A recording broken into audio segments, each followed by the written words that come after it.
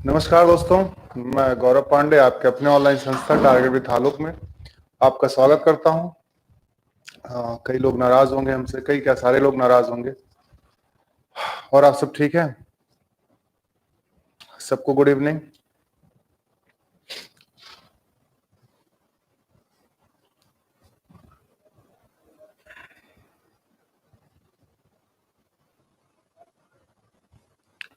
सबको good evening. जल्दी से आ जाइए जितने लोगों को आना है।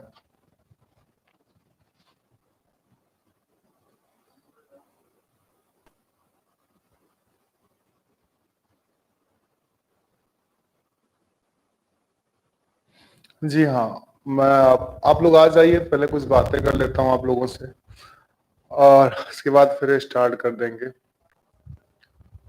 देखिए बात क्या है दोस्त की, कभी कभी जिंदगी में बहुत ज्यादा आकस्मिक घटनाएं ऐसी घट जाती हैं कि बहुत ज्यादा बुरा लगता है। वही चीज मेरे साथ हुआ है। मुझे पता है कि जैसे एक जो टीचर होता है उससे कई लोग जुड़े होते हैं, ठीक है। और उससे जब कई लोग जुड़े होते हैं और कई लोग उससे उम्मीद रखते हैं, वो अगर नहीं आता है तो बहुत सारे लोगों को इफेक्ट होता है, बहुत सारे लोगों को इफेक्ट पड़ता है, जिसकी वजह से तमाम चीजें जो हैं वो डिस्टर्ब हो जाती हैं। मुझे पता है कि शायद मैंने कुल मिलाकर आपके बैच में 20 भी क्लास ली होगी और क्लासेस नहीं ले पाया। और ठीक है, सारी चीजें मैं आपको क्लियर करूंगा। शायद मैं कुल मिलाकर 20 क्लास ही आपके बैच में ले पाया। और उसके साथ साथ क्या है कि मैंने क्लासेस जो थी, मैं जो बीओ के बैच में मैंने जो क्लासेस पढ़ाई थी वो मैंने आपको दे दी। ऐसा नहीं था, मैं कहीं पर भी था तो आप लोगों के कमेंट्स देखता था, सभी लोगों को कई प्रकार के डाउट थे। वो सारे डाउट्स मैं क्लियर करूंगा आपको, आपके जितने भी आपके डाउट्स होंगे, ठीक है। और उसके साथ साथ दोस्तों, मेरे पास जो भी 3-4 दिन बचा है या आपके पास जो भी 3-4 दिन बचा है, उस 3-4 दिन में मैं सोचा था कि मतलब मुझे कुछ समझ ही नहीं आ रहा था कि मैं क्या करूं, ठीक है। पर मैंने ये सोचा है कि क्यों ना मैं क्वेश्चंस के थ्रू आपको सारी चीजें प्रैक्टिस करा दूं, जिससे आपका मध्य और प्राचीन खत्म हो जाए। उसके साथ साथ आपके जो आधुनिक बच्चे हैं वो भी खत्म हो जाएं, ठीक है।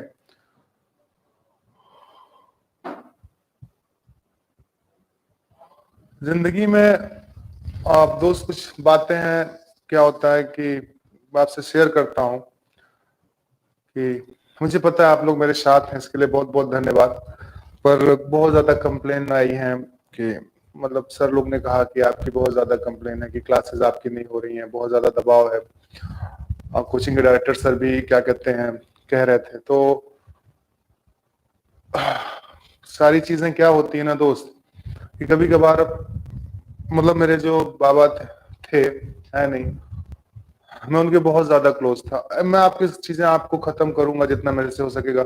अभी जैसे संडे को बीएड का पेपर हुआ था कल, तो मेरी बात हुई कई सारे स्टूडेंट से जो बीएड का एग्जाम दिए, सब नोट से ही था, ठीक है। मैं उम्मीद करूंगा कि आपके भी मेरे क्वेश्चन से ही फंस जाए, ज्यादा मेहनत ना करनी पड़े, क्योंकि ऑलरेडी मैंने बहुत गलतियां कर दी हैं आप लोगों के साथ।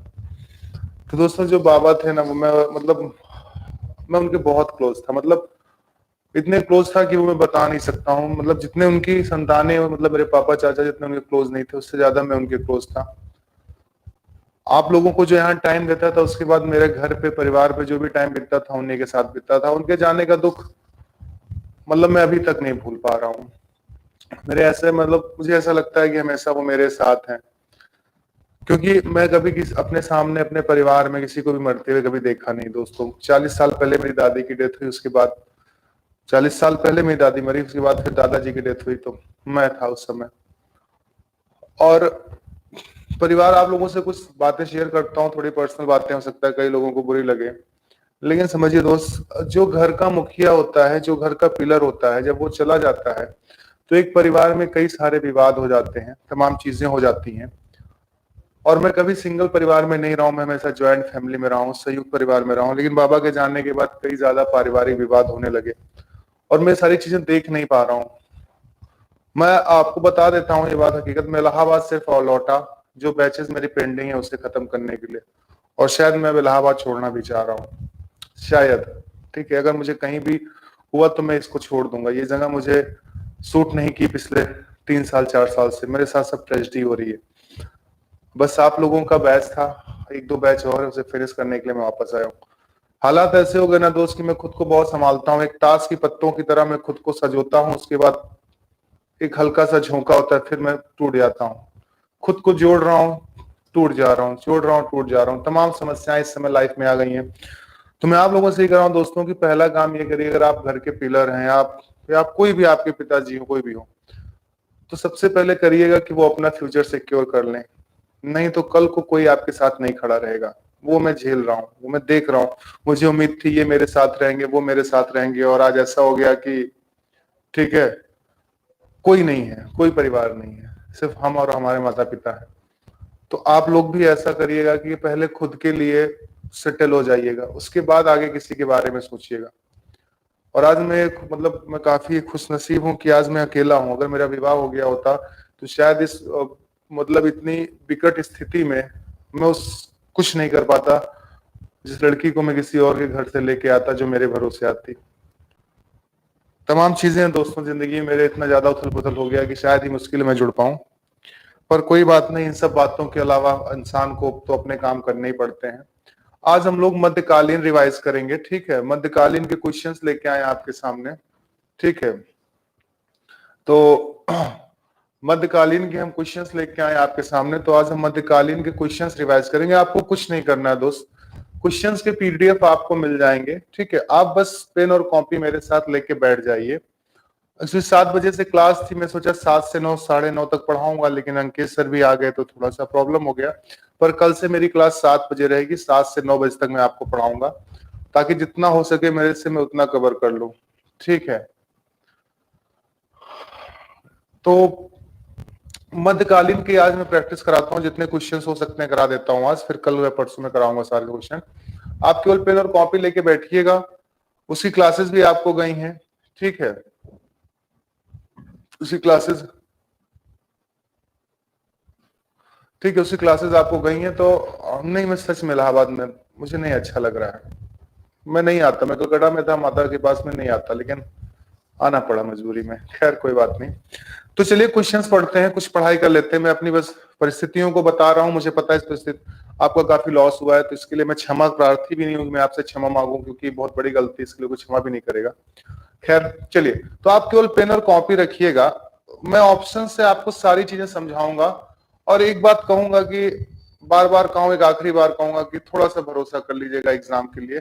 बस इन्हीं चीजों को पढ़ लीजिएगा, ठीक है, इन्हीं चीजों को पढ़ लीजिएगा।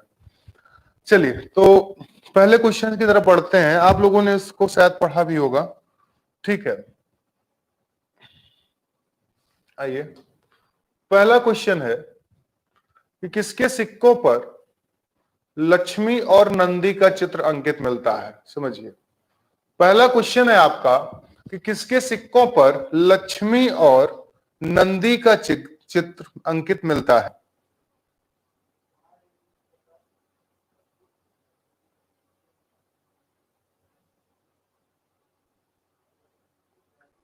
चलिए ध्यान दीजिए।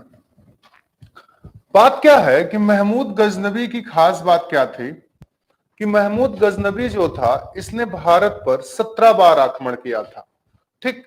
महमूद गजनबी ने भारत पर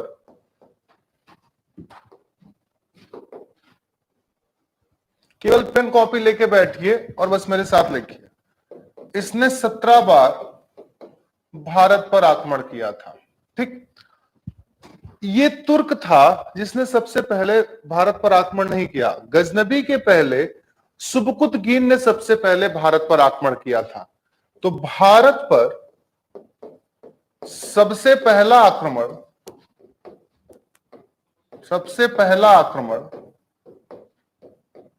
सुबुक्तगीन ने किया था। किसने किया था? सुबुक्तगीन ने। और गजनबी की खास बात क्या है कि सबसे पहले सुल्तान की उपाधि धारण करने वाला महमूद गजनबी था। देखिए, दिल्ली सल्तनत में सबसे पहले सुल्तान की उपाधि इल्तुतमिश ने धारण की थी, ठीक है। और लेकिन पूरे मध्यकालीन भारत की अगर बात की जाए कि सबसे पहले सुल्तान की उपाधि किसने धारण की, तो वो कौन था? महमूद गजनबी।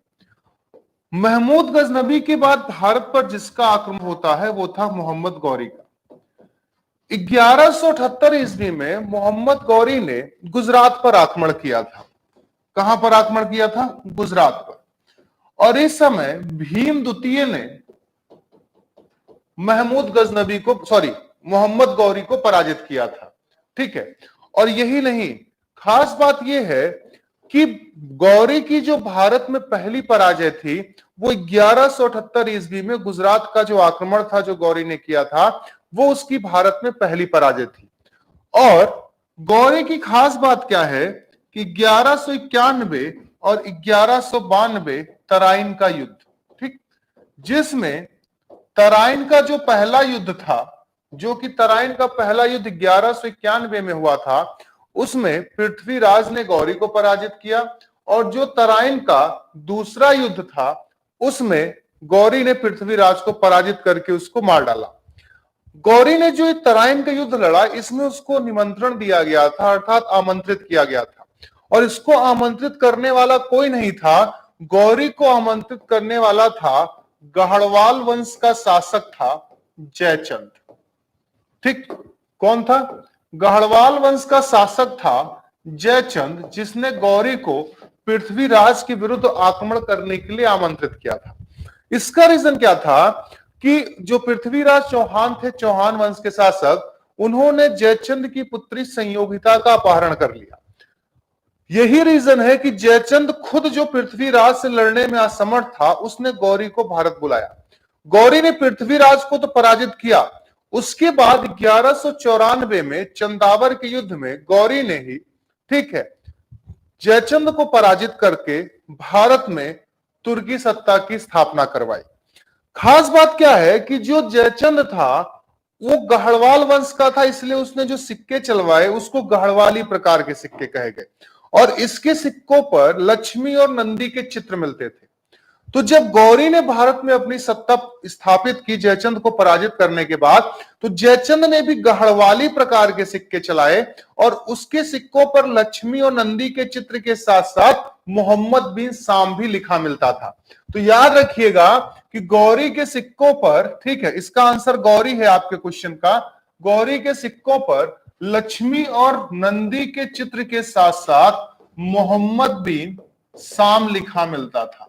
ठीक, इसको याद रखिएगा। ये हो सकता है पूछ दिया जाए कि किसके सिक्कों पर मोहम्मद बिन साम लिखा मिलता था, तो वो किसके सिक्कों पर? गौरी के। तो आपका यह आंसर क्या हो गया? मोहम्मद गौरी। क्लियर हुआ जी? चलिए अगले प्रश्न, ऐसे ही मेरे साथ इसको लिखते चलिए ताकि आपको दिक्कत ना हो। अब बहुत कम समय बचा है, चीजों को अच्छे से पढ़ के खराब करना है। अभी थोड़ी देर पहले मैंने बताया, सवाल है कि संयोगिता किस वंश की थी? सवाल है संयोगिता किस वंश की थी?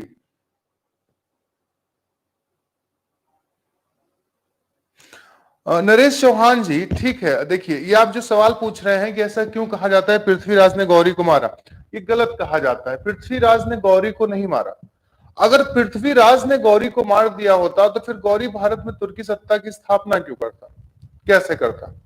ठीक है, ये केवल क्या होता है कि कभी कभार जो इतिहासकार होते हैं वो अपने देश के जो वीर सपूत होते हैं उनको आगे दिखाने के लिए तमाम प्रकार की बातें लिखते हैं, लेकिन पृथ्वीराज ने गौरी को नहीं मारा है। क्लियर? ये तमाम ऐतिहासिक प्रमाण प्रूफ कर दी है। संयोगिता किस वंश की थी? गढ़वाल वंश की थी। और संयोगिता जो थी ये किसकी पुत्री थी? ये जयचंद की पुत्री थी। किसकी पुत्री थी? जयचंद की। और पृथ्वीराज चौहान जो थे, पृथ्वीराज चौहान जो थे वो चौहान वंश के थे। और पृथ्वीराज का जो वास्तविक नाम था वो था विग्रहराज, सॉरी, पृथ्वीराज का जो वास्तविक नाम था वो था राज पिथौरा। क्या नाम था? राज पिथौरा। और पृथ्वीराज ने ही संयोगिता के स्वयंवर से संयोगिता का क्या कर लिया था? अपहरण कर लिया था। और जयचंद को 1194 में चंदावर के युद्ध में गौरी ने पराजित किया था। ठीक, किसने पराजित किया था? गौरी ने। तो इसका आंसर क्या हो गया है? गढ़वाल वंश। हाँ हाँ हेमंत कुमार जी, स्पीड से करा रहा हूं, उसकी दिक्कत मत लीजिए। ठीक है, ज्यादा स्पीड से क्लासेस मेरी रेगुलर ही होती तो आपको कहने की आवश्यकता नहीं पड़ती। मैं चीजों को आपको यहाँ लिखते भी चल रहा हूँ, पढ़ाते भी चल रहा हूँ। ठीक है, मैं स्पीड से करा रहा हूँ और मैंने क्लासेस सारी बोली थी लेकिन कुछ मिसमैच हो गया। खैर कोई बात नहीं, यहाँ ध्यान दीजिए, मेरी इस समय गलतियां हैं तो मैं सुनूंगा ही। देखिए, सिंध वासियों पर सर्वप्रथम जजिया कर किसने लगाया था? अगला सवाल है कि सिंध वासियों पर जजिया कर किसने लगाया था? पहली बात तो ये जान लेते हैं कि जजिया कर होता क्या है। ठीक, जजिया कर, ठीक, देखिए जजिया कर कोई धार्मिक कर नहीं था। पहले जजिया कर एक समान रूप का कर था। ठीक है, जजिया कर जो था वो एक समान रूप का कर था। जजिया जो धार्मिक कर बनता है वो आगे चलकर बनता है, क्योंकि सबसे पहले ब्राह्मणों पर जजिया कर लगाने वाला जो था वो था फिरोज शाह तुगलक। तो जजिया कर क्या था, समझिएगा ध्यान से कि जजिया एक प्रकार का ऐसा कर था। ठीक, जजिया एक प्रकार का ऐसा कर था जो गैर मुसलमानों से लिया जाता था और इसमें ब्राह्मण, महिलाएं, बच्चे, बूढ़े और दिव्यांग अर्थात विकलांग लोग शामिल नहीं थे। मतलब जजिया एक प्रकार का ऐसा कर था जो गैर मुसलमानों से लिया जाता था, जिसमें ब्राह्मण, महिलाएं, बच्चे, बूढ़े और दिव्यांग लोग शामिल नहीं थे। सबसे पहले भारत में जजिया कर लगाने वाला कौन था? मोहम्मद बिन कासिम। और मोहम्मद बिन कासिम ने 712 ईस्वी में भारत पर आक्रमण किया था और भारत पर इसने सिंध के क्षेत्र पर आक्रमण किया था और सिंध का शासक था राजा दाहिर, जिसको मोहम्मद बिन कासिम ने पराजित किया। खास बात यह है कि मोहम्मद बिन कासिम जो था वो एक अरब का था। तो सबसे पहले भारत पर अरबों का आक्रमण हुआ, फिर तुर्कों का आक्रमण हुआ, फिर मुगल वंश आए। तो अरबों के आक्रमण में मोहम्मद बिन कासिम ने 712 ईस्वी में भारत पर आक्रमण किया और इसने सिंध के शासक राजा दाहिर को पराजित किया। और इसीलिए कहा जाता है कि जो राजा दाहिर थे वो भारत के या सिंध के आखिरी हिंदू शासक थे। बिल्कुल सही आप कह रहे हैं कि उसने सिंध के थट्टा के क्षेत्र पर आक्रमण किया था और यहीं पर इसने सबसे पहले जजिया कर भी लगाया था। तो याद रखिएगा कि भारत में सबसे पहले जजिया कर लगाने वाला कौन था? मोहम्मद बिन कासिम था। चलिए अगले सवाल पर चलते हैं।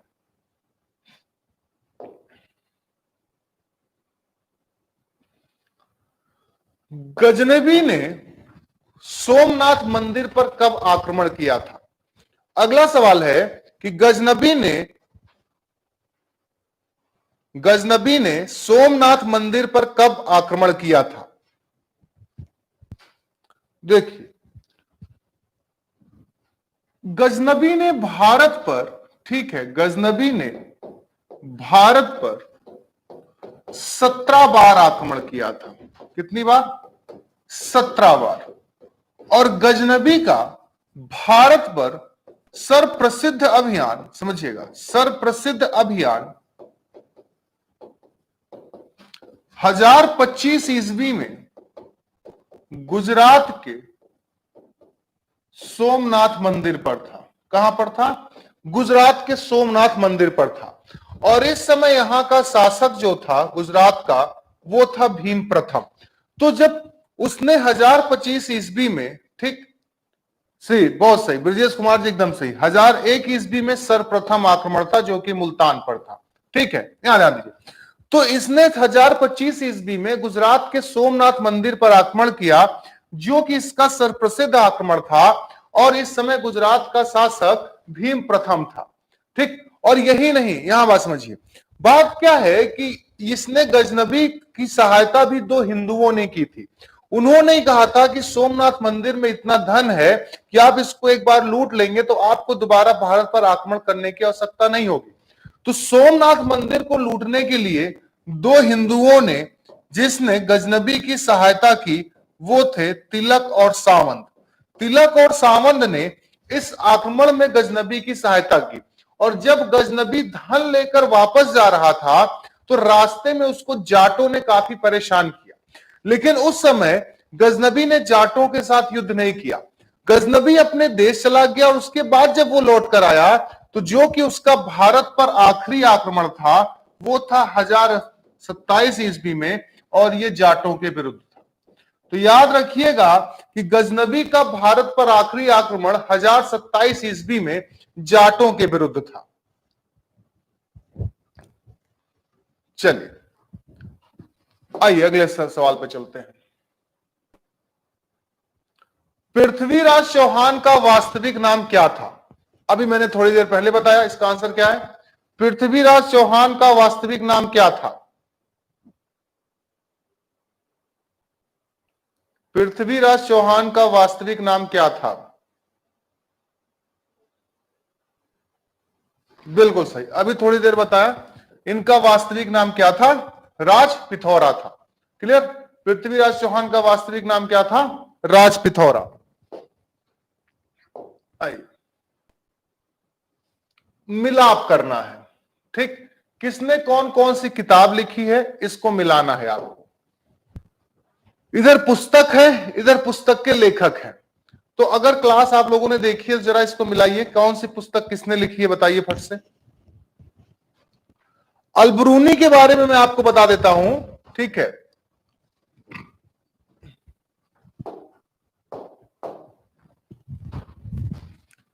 अलबरूनी पहला मुस्लिम था, ठीक है। इसको संस्कृत भाषा आती थी और भारतीय वेदों का अध्ययन करने वाला, ठीक समझिएगा, भारतीय वेदों का अध्ययन करने वाला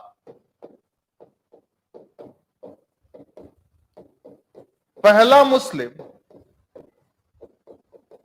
अलबरूनी था।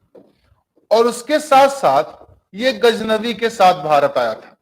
एक बात याद रखिएगा कि कभी भी आपसे पूछा गया कि निम्न में से गजनवी के साथ कौन भारत नहीं आया था, तो फिरदौसी जो था, फिरदौसी, ये गजनवी का समकालीन था, लेकिन ये गजनवी के साथ भारत नहीं आया था। ठीक, गजनवी के साथ भारत नहीं आया था। तो गजनवी के साथ भारत नहीं, हो सकता लेक्चर में मैंने कह दिया हो कि फिरदौसी भी गजनवी के साथ है, लेकिन वो गलत है। फिरदौसी भारत नहीं आया था, इस बात को याद रखिएगा। अलबरूनी, उतबी, बहाकी, ये सब जो थे ये गजनवी के साथ भारत आए थे। तो पृथ्वीराज रासो की रचना चंद्रबरदाई ने की है, ठीक है। किताबुल हिंद की रचना अलबरूनी ने की है, और किताबुल हिंद को भारत का दर्पण कहते हैं। शाहनामा की रचना फिरदौसी ने की है, जो कि एक दोहा है और इसमें तंत्र विद्याओं के बारे में है। और किताबुल यमन की रचना उतबी ने की है, और किताबुल यमन को अफगानिस्तान का दर्पण कहते हैं। ठीक, जैसे कि भारत का दर्पण किताबुल हिंद को कहा जाता है, वैसे ही क्या कहते हैं, किताबुल यमन को भारत का दर्पण। मतलब ए का 3, ठीक है, बी का 1, 3142, 3142 सही है। सबके आंसर एकदम सही है, 3142। चलिए अगले सवाल चलते हैं।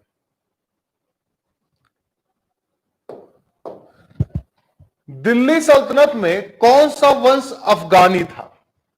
बात समझिए, दिल्ली सल्तनत में कुल 5 वंशजों ने शासन किया था। गुलाम वंश, खिलजी वंश, तुगलक वंश, सैयद वंश और लोदी वंश। दिल्ली सल्तनत में कुल 5 वंशजों ने शासन किया, लेकिन इन पांचों में 4 तुर्क थे और एक अफगानी था। इसीलिए जब शेरशाह सूरी भारत में अफगानी सत्ता की स्थापना करता है तो कहा जाता है कि भारत में द्वितीय अफगानी सत्ता की स्थापना करने वाला शेरशाह सूरी था। तो सबसे बड़ा सवाल उठता है कि भारत में सबसे पहले अफगानी सत्ता की स्थापना कब हुई? तो बिल्कुल सही, भारत में सबसे पहले अफगानी सत्ता की स्थापना करने वाले कौन थे? लोदी वंश था। गुलाम वंश का संस्थापक ऐबक था। खिलजी वंश का संस्थापक जलालुद्दीन फिरोज खिलजी था। सैयद वंश का संस्थापक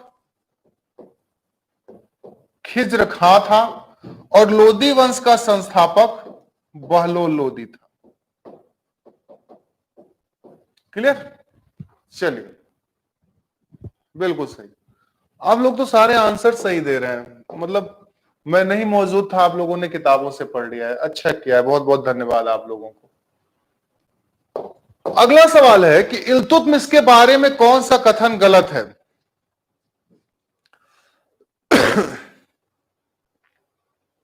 अगला है कि इल्तुतमिश के बारे में कौन सा कथन गलत है? यह मामलुक जाति का तुर्क था, इसने चालीसा दल का गठन किया था, इसे गुलामों का गुलाम कहा गया और चंगेज खां इसी के शासनकाल में भारत आया था।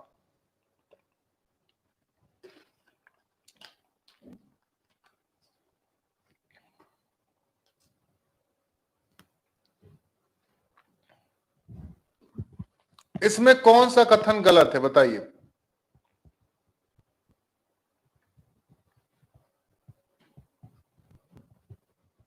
बिल्कुल सही। मामलुक जाति का जो तुर्क था, ठीक है, आंसर ए है, मामलुक जाति का तुर्क ऐबक था। कौन था? ऐबक।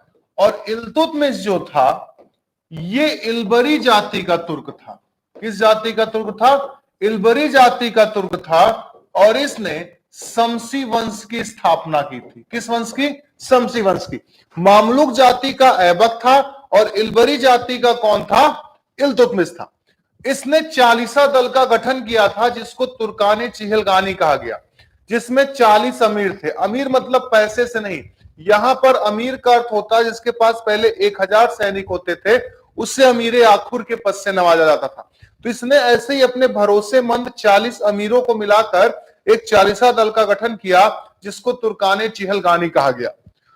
इसे गुलामों का गुलाम कहा जाता है क्योंकि याद रखिएगा कि गौरी ने सबसे पहले, ठीक, गौरी ने सबसे पहले दासता मुक्त पत्र, गौरी ने सबसे पहले दासता मुक्त पत्र इल्तुतमिश को दिया। लेकिन जब ऐबक गद्दी पर बैठता है तो ऐबक ने खुद को स्वतंत्र नहीं किया। ऐबक सिपला सलार की उपाधि से गद्दी पर बैठा, ठीक है, और उसने खुद को स्वतंत्र नहीं किया, मतलब वो गुलाम के रूप में शासन किया। इसीलिए जब वो गुलाम के रूप में शासन किया तो इल्तुतमिश भी इसका गुलाम हो गया और ऐबक का दामाद भी था। तो गौरी का गुलाम ऐबक और ऐबक का गुलाम इल्तुतमिश, यही रीजन है कि इल्तुतमिश को गुलामों का गुलाम कहा जाता है। और 1221 ईस्वी में मंगोल आक्रमणकारी चंगेज खां ने इसी के शासनकाल में भारत पर आक्रमण किया या भारत आया था। तो आपसे कभी भी पूछा गया, ठीक है, आपसे कभी भी पूछा गया कि भारत पर मंगोलों का आक्रमण किसके शासनकाल में हुआ है, तो आपका आंसर हो जाएगा इल्तुतमिश के शासनकाल में। तो भारत पर जो मंगोलों का आक्रमण हुआ है वो किसके शासनकाल में हुआ है? इल्तुतमिश के। गुलाम वंश का वास्तविक संस्थापक नीलमजी कुतुबुद्दीन ऐबक था। ये दिल्ली, इल्तुतमिश गुलाम वंश का वास्तविक संस्थापक नहीं था, ये दिल्ली सल्तनत का वास्तविक संस्थापक था। याद रखिएगा, गलती मत करिए, ये जो था ये दिल्ली सल्तनत का वास्तविक संस्थापक था, ना कि गुलाम वंश का। गुलाम वंश का वास्तविक संस्थापक ऐबक था। बिल्कुल सही गिरीश गुप्ता जी, क्योंकि इसने राजधानी, ठीक है, इसने राजधानी दिल्ली सल्तनत के लाहौर से दिल्ली की थी।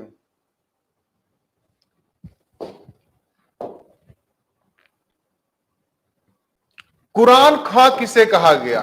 ठीक है, खां भी मिलता है कहीं कहीं, ख्वां भी मिलता है, कंफ्यूज मत होइएगा। कुरान खां या कुरान ख्वां किसे कहा गया? ये उपाधि थी, किसकी उपाधि थी? कुरान ख्वां किसकी उपाधि थी?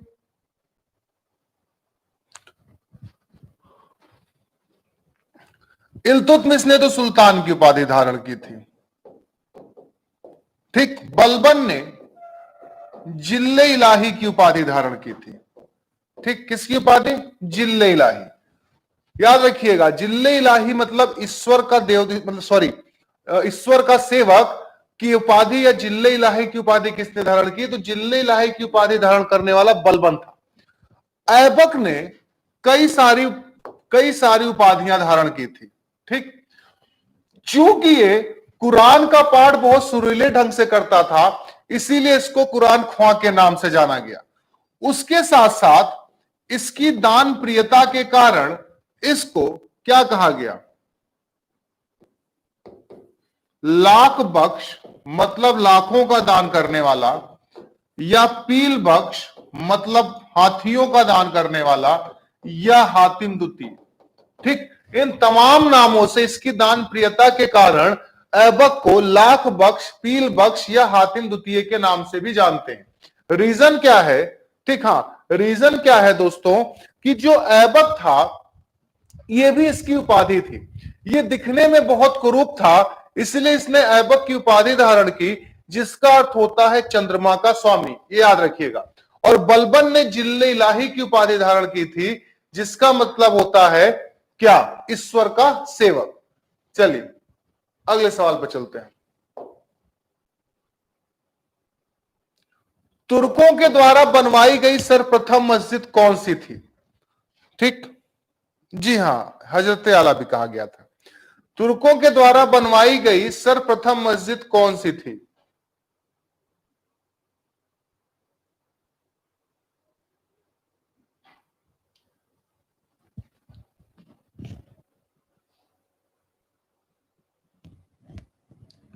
सबसे इसका आंसर है कि तुर्कों के द्वारा बनवाई गई सर्वप्रथम मस्जिद कुव्वतुल इस्लाम थी, जिसका निर्माण दिल्ली में हुआ था। ये याद रखिएगा दोस्तों, तुर्कों के द्वारा बनवाई गई सर्वप्रथम मस्जिद कुव्वतुल इस्लाम थी, जिसका निर्माण दिल्ली में हुआ था। 2.5 दिन के झोपड़े का निर्माण अजमेर में हुआ था। इस मस्जिद का निर्माण भी कुतुबुद्दीन ऐबक के शासनकाल में हुआ था, और इसका निर्माण करने वाला कहा जाता है कि बख्तियार खिलजी था। देखिए, अगर बख्तियार खिलजी और ऐबक दोनों ऑप्शन में रहेगा तो आप बख्तियार खिलजी को प्राथमिकता दीजिएगा। रीजन क्या है कि जहां पर 2.5 दिन का झोपड़ा है, यहां पर चौहान वंश के शासक विग्रहराज चतुर्थ ने संस्कृत विद्यालय का निर्माण करवाया था। किसका निर्माण करवाया था? संस्कृत विद्यालय का। और इसी विद्यालय को तुड़वाकर बख्तियार खिलजी ने 2.5 दिन झोपड़ा नामक मस्जिद का निर्माण करवाया, और इसके साथ साथ विग्रहराज ने हरिकेली नाटक लिखा था। और हरिकेली नाटक की जो पंक्तियां हैं, वो पंक्तियां उस संस्कृत विद्यालय की दीवारों पर मिलती हैं, और उसी दीवार की छत को तुड़वाकर वहां पर गुंबज बनवा दिया गया, जो मस्जिद का स्वरूप ले लिया।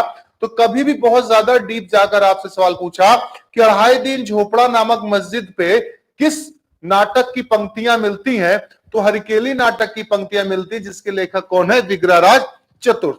बादशाही मस्जिद का निर्माण, और इस मस्जिद का निर्माण लाहौर में हुआ है। ठीक, और इसका निर्माण करवाने वाला औरंगजेब था।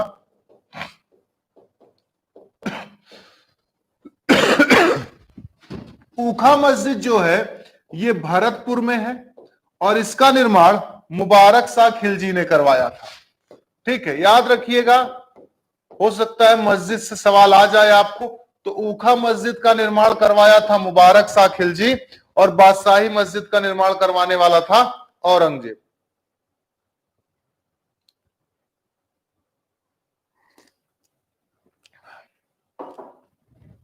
चलिए अगले प्रश्न पर चलते हैं। ऐबक का मकबरा कहां स्थित है? यह सवाल बहुत ही प्रचलित सवाल है। ऐबक का मकबरा कहां स्थित है?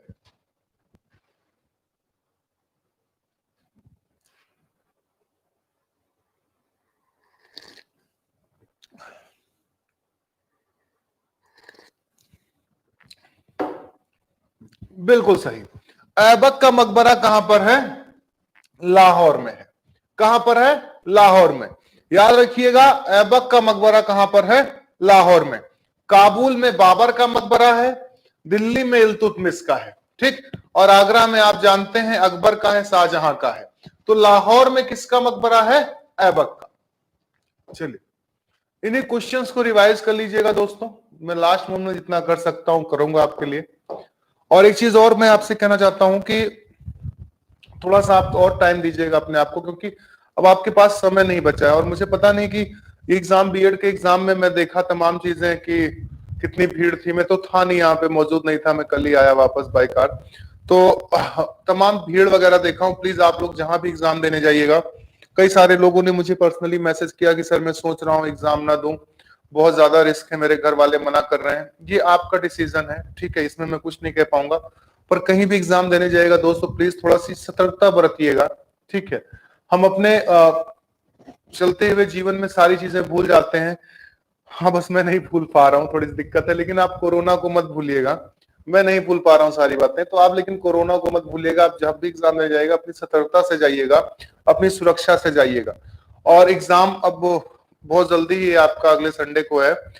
उम्मीद करता हूँ कि यहीं से क्वेश्चंस आ जाएं, नहीं तो ऐसे भी बहुत गालियां पड़ रही हैं और भी पड़ेंगी, ठीक है। अगली चीज क्या है कि जो मेरा पहला बीओ का मैराथन है उसे एक बार देख लीजिएगा, ठीक है। उसके साथ साथ आप लोग 50 का दम जो बीओ के लिए मैंने दिया था उसको देख लीजिएगा, ठीक है। और उसके बाद प्रश्न संग्रह 10-10 क्वेश्चंस के दिए थे, उससे भी देख लीजिएगा। यूट्यूब पर आप नॉर्मली जाएंगे मतलब हमारी साइट पे, ठीक है।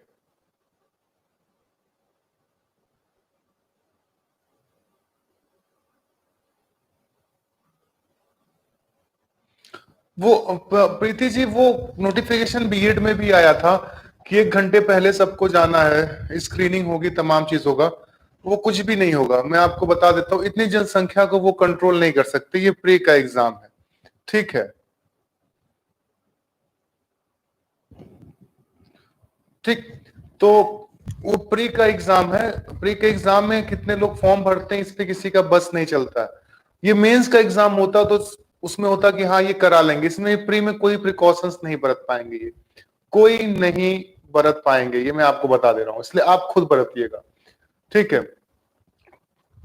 तो हाँ, मैं वही कह रहा था कि वो मैराथन वगैरह देख ली, मैराथन में और दूंगा, और उसको काफी सोच समझ के भी बनाऊंगा, भी बनाने स्टार्ट नहीं किया हूं, ताकि आप वही कर लीजिएगा। चलिए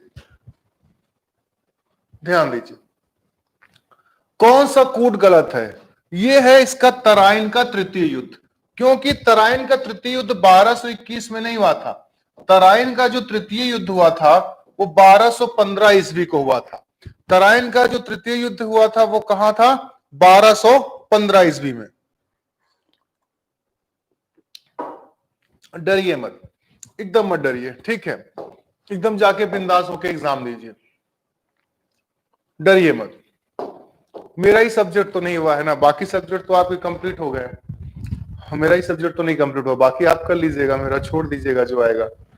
तो एकदम डरिए मत, ठीक है। और हाँ, आप लोग कट ऑफ कर रहे हैं, मैं बता देता हूं कि कोशिश ये करिएगा कि 70 से 75% करने का प्रयास करिएगा। गलतियां मत करिएगा। 100%, 80%, 90% करने के चक्कर में निगेटिव मार्किंग मत लाएगा। बस मैं हाईएस्ट आपको बता रहा हूँ, 70 to 75 सोचिएगा, ठीक है। निगेटिव मार्किंग है तो, और निगेटिव नहीं है तो पूरा कर दीजिएगा। 70 to 75% करेंगे, आप प्री में क्वालिफाई हो जाएंगे, ये जान के रखिएगा। चलिए, अगला सवाल है कि निम्न में से कौन सा शासक कुतुब मीनार से नहीं जुड़ा है। देखिए, ऐबक ने सूफी संत बख्तियार काकी की याद में, बख्तियार काकी की याद में इसका निर्माण प्रारंभ करवाया था, कुतुब मीनार का। और कुतुब मीनार जो था ये 4 मंजिल बनवाने वाला था, लेकिन पहली मंजिल के निर्माण के बाद ही 1210 ईस्वी में, ठीक है, पहली मंजिल के निर्माण के बाद ही 1210 ईस्वी में चौगान खेलते वक्त घोड़े से गिरकर ऐबक की मृत्यु हो गई थी, ठीक। उसके बाद बिजली गिरने के कारण उसकी ऊपर की 2 इमारतें नष्ट हो गई, जिसका कंप्लीट रूप से निर्माण किसने करवाया, फिरोज शाह तुगलक ने। इसलिए जो कुतुब मीनार की 5वीं इमारत है, 5वीं मंजिल है, वो संगमरमर की बनी हुई है। तो उससे ऐबक भी जुड़े हैं, इल्तुतमिश भी जुड़े हैं, फिरोज शाह तुगलक भी जुड़े हैं। कौन नहीं जुड़ा है, अलाउद्दीन खिलजी। याद रखिएगा, कुतुब मीनार के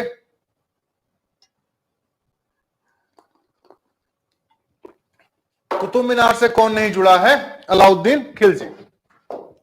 चलिए, दिल्ली शरीयत का पहला उल्लंघन क्या था। दिल्ली शरीयत क्या था, यह समझिए।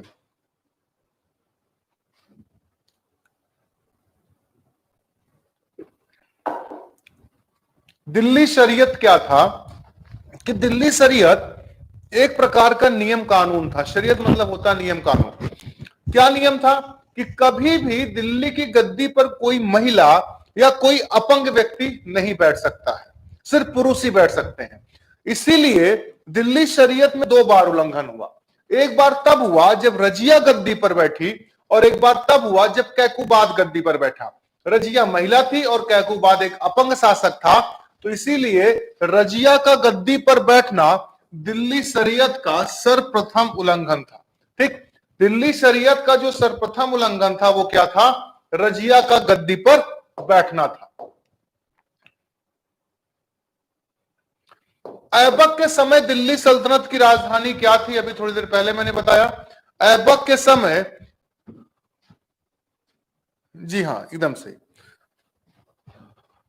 दिल्ली राजधानी करने वाला जो था वो था इल्तुतमिश।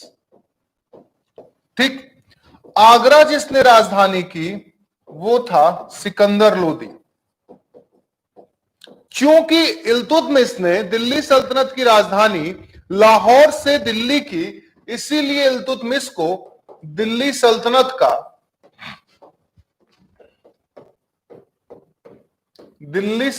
का वास्तविक संस्थापक कहते हैं। ठीक, तो इसका आंसर हो जाएगा लाहौर। ऐबक के समय क्या राजधानी दिल्ली सल्तनत की?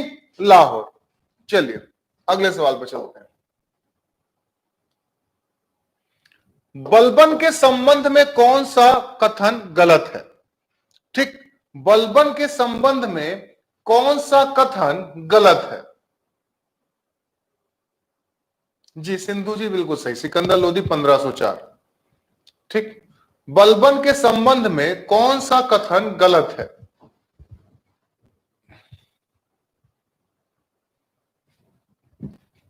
इसने राजत्व का सिद्धांत दिया, बिल्कुल सही।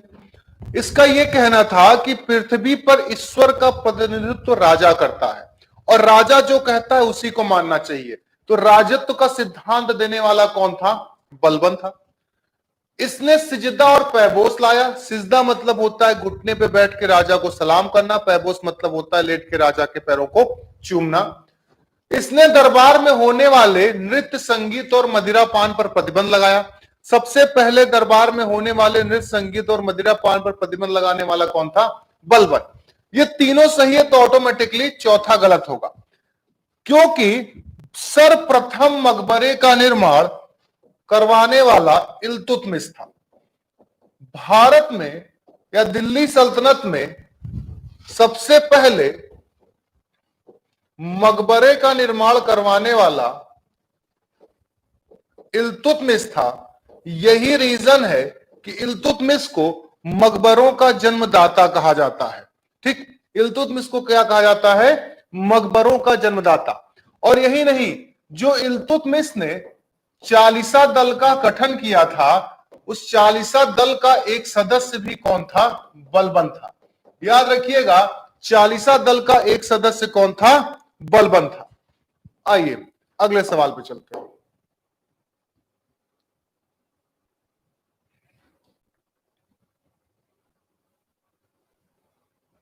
रजिया का पति कौन था? सुबुतगीन, याकूत, अल्पतगीन?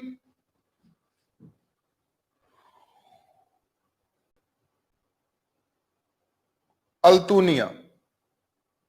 सरिता जी आंसर गलत है। और कोई?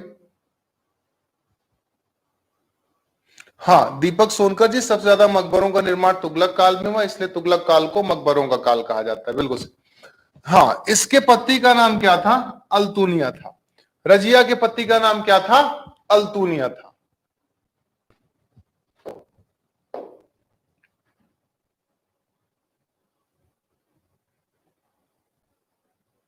गुलाम वंश का अंतिम शासक कौन था? गुलाम वंश का अंतिम शासक कौन था?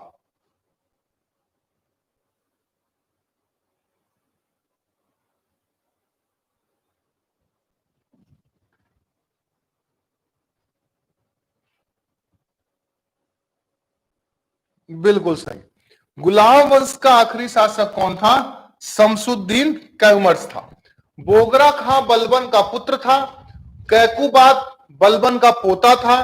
और बलबन दिल्ली सल्तनत का आखिरी महत्वपूर्ण शासक था। लेकिन जो गुलाम वंश का आखिरी शासक था वो कौन था? शमसुद्दीन कैमर्स था। सी नहीं है। जो लोग सी कह रहे हैं दोस्तों वो इसको रिवाइज कर लें। सी नहीं है। गुलाम वंश का अंतिम शासक कौन था? शमसुद्दीन कैमर्स था। अच्छा, एक चीज आपसे और पूछना चाह रहा था मैं कि मैंने मॉडर्न हिस्ट्री में, आधुनिक भारत में क्लासेस तो सारी गई हैं, आपको बीओ के बैच की सारी क्लासेस गई हैं नो डाउट, लेकिन आधुनिक भारत में मैं लाइव कहां तक पढ़ाया था, बस ये थोड़ा सा मुझे बता दीजिएगा। कहां तक पढ़ाया हूं आधुनिक भारत में लाइव में? क्लासेस जो गई हैं, जो बीओ के बैच की रिकॉर्डेड क्लासेस गई हैं वो ठीक है, लेकिन मैंने लाइव कहां तक पढ़ाया? क्योंकि मैं आधुनिक की मैराथन के अलावा भी मैं आधुनिक का भी एक प्रैक्टिस सेट कराना चाहता हूं, इसलिए थोड़ा टाइम ज्यादा लूंगा आपका। ओके स्वाति जी, जरूर।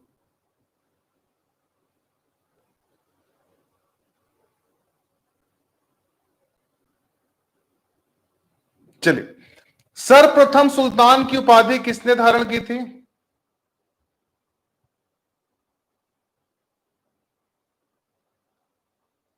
ओके स्वाति जी, हम समझ गए आपकी बात, अपनी स्पीड बढ़ाना है हमको। ओके, चंपारण का, ठीक, चंपारण तक पढ़ाए थे, चंपारण तक, ठीक, चलिए समझ गए। ध्यान दीजिए,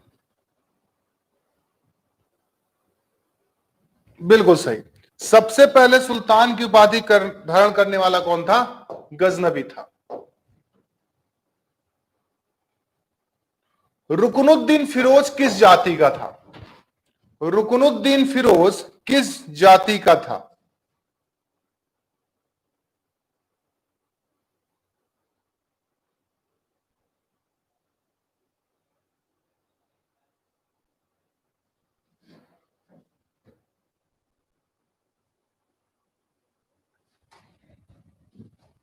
रुकनुद्दीन फिरोज किस जाति का था?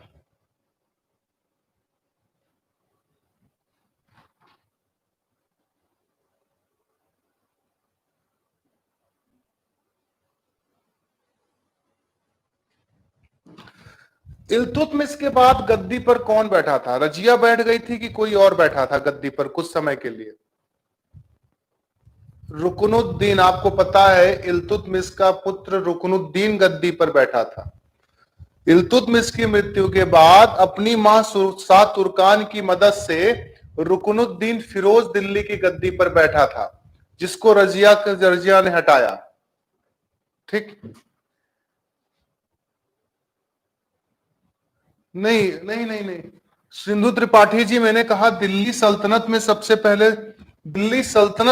पहले सुल्तान की उपाधि इल्तुतमिश ने धारण की, लेकिन सभी लोगों में सबसे पहले सुल्तान की उपाधि गजनबी ने धारण की थी। दिल्ली सल्तनत अलग है और सभी लोगों में अलग है। रुकनुद्दीन फिरोज जो था वो इलबरी जाति का था, क्योंकि इल्तुतमिश इलबरी जाति का तुर्क था और उसने शमसी वंश की स्थापना की, तो लॉजिक सी बात है इल्तुतमिश का पुत्र भी किस जाति का होगा? इलबरी जाति का। चलिए, दिल्ली सल्तनत में सबसे कम वर्षों तक शासन करने वाला वंश कौन सा था? दिल्ली सल्तनत में सबसे कम वर्षों तक शासन करने वाला वंश कौन सा था? आप इसको बताइए, हम ये बताते हैं कि सर्वाधिक वर्षों तक शासन करने वाला वंश, सर्वाधिक वर्षों तक शासन करने वाला वंश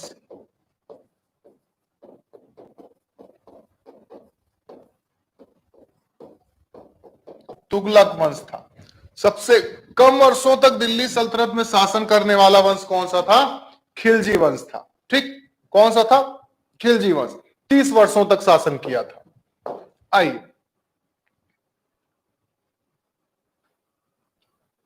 मलिक छज्जू, ये हा नहीं होगा, ये छा होगा, ठीक है, छाता वाला। मलिक छज्जू का विद्रोह किसके शासन काल में हुआ था? मलिक छज्जू का विद्रोह किसके शासन काल में हुआ था? मलिक छज्जू जो था ये बलबन का भतीजा था। किसका भतीजा था? बलबन का भतीजा था। और किसके शासन काल में हुआ था? जलालुद्दीन फिरोज खिलजी के शासनकाल में हुआ था, जिसने जिसने खिलजी वंश की स्थापना की थी। क्या की थी? खिलजी वंश की स्थापना की थी। किसके शासनकाल में हुआ था? नहीं नहीं नहीं, अलाउद्दीन खिलजी नहीं नहीं नहीं नहीं, गलत। फिरोज खिलजी के शासनकाल में हुआ था। अलाउद्दीन खिलजी के शासनकाल में नहीं हुआ था, फिरोज खिलजी के शासनकाल में हुआ था।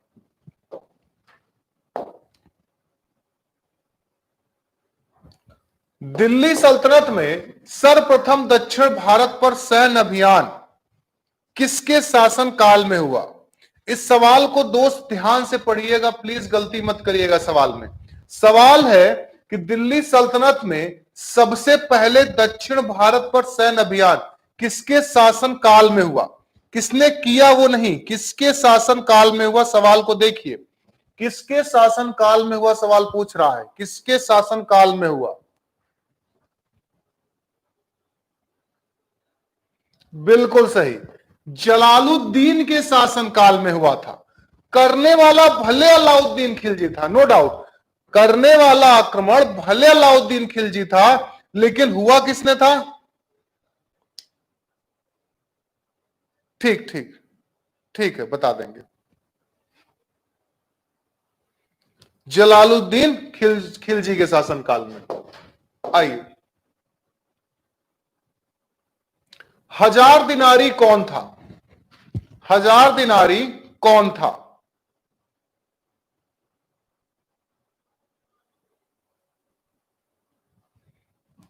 देखिए, अलाउद्दीन ने 1296 में गुजरात पर आक्रमण किया था और यहां से इसने 1000 दिनार में एक हिजड़े को खरीदा था, जिसको 1000 दिनारी कहा गया, और वो कौन था? मलिक काफूर था, जो कि अलाउद्दीन का सेनापति भी था। दक्षिण भारत में जितने भी सैन्य अभियान हुए, उसको मलिक काफूर ने किया है। 1000 दिनारी मलिक काफूर को कहा गया, ना कि अलाउद्दीन को। ठीक, प्लीज गलती मत करिएगा। अलाउल मुल्क जो था, अलाउल मुल्क अलाउद्दीन का पहला सेनापति था। अलाउल मुल्क के बाद उसने नुसरत खां को नियुक्त किया, और नुसरत खां के बाद जो उसका वास्तविक जब सेनापति बना, वो मलिक काफूर था। ये अलाउद्दीन का पहला सेनापति था, ये दूसरा था, ये तीसरा था, लेकिन आखिरी समय तक जो था वो मलिक काफूर था। ठीक ठीक है, फिर शुक्ला जी मैं उसको बता दूंगा। चलिए, आज के आखिरी सवाल पे चलते हैं। इसको मिलाना है, ठीक है। क्या मिलाना? ये अलाउद्दीन के आक्रमण है, अलाउद्दीन खिलजी के ये आक्रमण है। उसने अलग अलग प्रांतों पर आक्रमण किया और वहां के अलग अलग शासक थे। तो इसको आपको मैच करना है कि अलाउद्दीन ने जब गुजरात पर आक्रमण किया तब वहां का शासक कौन था, मालवा पर जब किया तो वहां का कौन था, द्वार समुद्र पर जब किया तो वहां कौन था, जालार कौन, उसने जालौर पर किया तो वहां कौन था। ये अलाउद्दीन के आक्रमण है और इनको मिलाना है। इसका आंसर क्या होगा? कोई बात नहीं, नहीं मालूम है, कोई दिक्कत नहीं है, लेकिन एक बात याद रखिएगा कि अलाउद्दीन का जो सर्व प्रसिद्ध अभियान था, अलाउद्दीन का जो सर्व प्रसिद्ध अभियान था, वो 1303 में चित्तौड़ पर था। कहां पर था? चित्तौड़ पर। ठीक है, जो कि कहा जाता है रानी पद्मावती के लिए था। इसका आंसर होगा, गुजरात का शासक ये था, यहां का ये था, यहां का ये था, ये। इसका आंसर ए होगा। ठीक, ए होगा। इसको आप, जिनको नहीं पता है उनको लिख लीजिए। ठीक है, जिनको नहीं पता है वो इस क्वेश्चंस को लिख लीजिएगा। अगर कभी भी आपको अलाउद्दीन के सैन्य अभियान के बारे में पूछ लेगा तो आप गलती मत करिएगा। ठीक है, वैसे ऐसे सवाल तो पीसीएस और आईएएस में आते हैं, पर कोई दिक्कत नहीं है। आप जिस एग्जाम दे रहे हो सकता है वहां पूछ ले, इसको आप लिख लीजिएगा। और सबसे प्रसिद्ध सैन्य अभियान जो था, जी हाँ, पीडीएफ मिल जाएगा, कोई दिक्कत नहीं। ठीक है, और सबसे प्रसिद्ध अभियान जो था वो 13 चित्तौड़ पर था। ठीक, तो आज की क्लास में इतना ही रहने दोस्तों, कल से मैं 7 बजे आ जाऊंगा। ठीक है, आज आपके इकोनॉमिक्स वाले सर आ गए, नहीं तो आज हम आपको पूरा दिल्ली सल्तनत फिनिश कर देते। कल हम दिल्ली सल्तनत भी खत्म करेंगे, उसके साथ साथ मुगल वंश के भी कुछ क्वेश्चन कराएंगे। परसों फिर हम आपको मध्यकालीन खत्म करेंगे। उसके बाद थर्सडे को हम सोच रहे हैं दक्षिण भारत विजयनगर बहमनी साम्राज्य से जुड़े हुए महत्वपूर्ण प्रश्न करा दें, और फिर शुक्रवार को आपका मैराथन ले लूंगा। शनिवार को अगर आप कैपेबल होंगे तो शनिवार को भी मैं आपके साथ आ जाऊंगा, नहीं तो मैं सर से 1 आध घंटे और एक्स्ट्रा ले लूंगा। यहां तक आपको रहने दीजिए। ठीक है, कल हम 7 बजे फिर आएंगे, तो 7 बजे से कल मैं 9 सवा 9 तक इसको पढ़ा दूंगा। और बाकी अपनी सेहत का ध्यान रखिएगा, एकदम डरिए मत। मैं ये आप देखिए, जो लोग बीएड का एग्जाम देके आए वो लोग खुद कह रहे हैं कि सर हाँ ठीक है, सारी चीजें आ गई हैं। ओके ठीक है, मैं बात करता हूँ संस्था से कि मुझे अगर 2-3 घंटे लगातार मिल जाते हैं तो मैं 2-3 घंटे लगातार क्लास ले लूंगा, मुझे कोई दिक्कत नहीं है। ठीक है, मैं 3-4 घंटे भी कर लूंगा। तो मैं सर से बात कर लेता हूँ। ठीक है, अगर मैं कल ही बात कर लेता हूँ, कल से स्टूडियो खाली रहेगा शाम को, तो मैं 3-4 घंटे ले लूंगा।